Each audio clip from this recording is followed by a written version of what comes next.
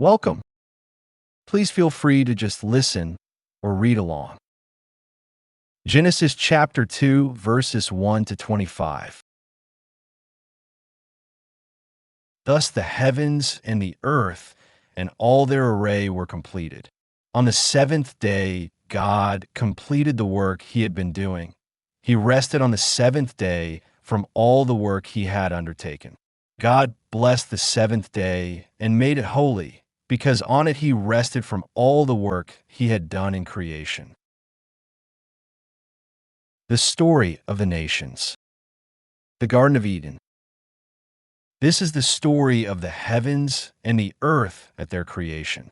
When the Lord God made the earth and the heavens, there was no field shrub on earth, and no grass of the field had sprouted, for the Lord God had sent no rain upon the earth, and there was no man to till the ground. But a stream was welling up out of the earth and watering all the surface of the ground. Then the Lord God formed the man out of the dust of the ground and blew into his nostrils the breath of life, and the man became a living being. The Lord God planted a garden in Eden in the east and placed there the man whom he had formed. Out of the ground the Lord God made grow every tree that was delightful to look at and good for food, with the tree of life in the middle of the garden and the tree of the knowledge of good and evil. A river rises in Eden to water the garden. Beyond there it divides and becomes 4 branches. The name of the first is the Pishon.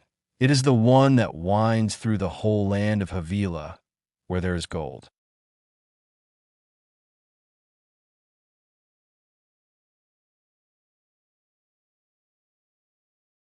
The gold of that land is good. Bdellium and lapis lazuli are also there.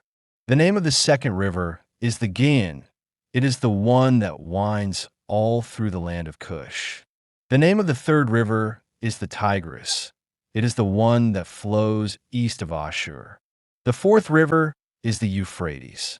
The Lord God then took the man and settled him in the Garden of Eden to cultivate and care for it.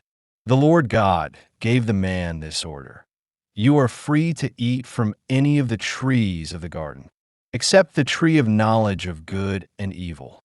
From that tree you shall not eat. When you eat from it, you shall die."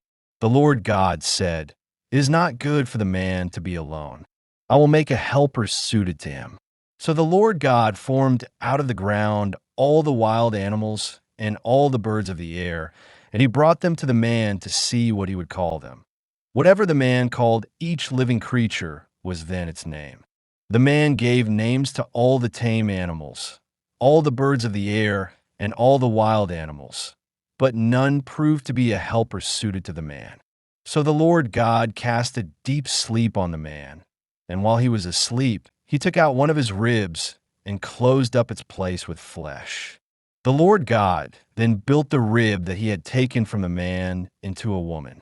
When he brought her to the man said, "This one at last is bone of my bones and flesh of my flesh. This one shall be called woman, for out of man this one has been taken."